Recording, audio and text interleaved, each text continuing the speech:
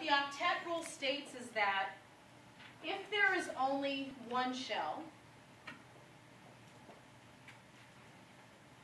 then this atom is satisfied and will not tend to react with other atoms if it has 2 electrons.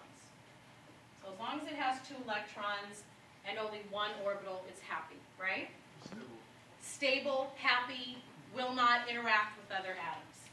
If there are more orbitals, we look at this outermost shell, and that is called the valence shell.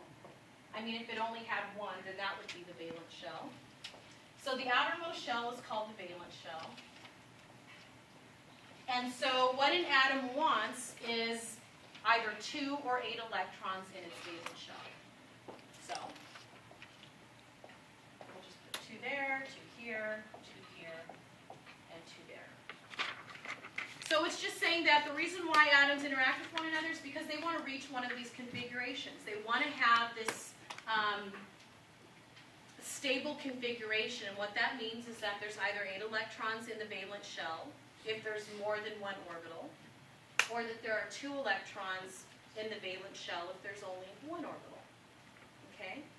And so we're going to look at, so what happens if they don't, right? What happens if they only... Are they stable? No, they're not stable. And what are they going to do? They're going to tend to react with other atoms to form a chemical bond. And so what are the options for reaching stability or forming a chemical bond?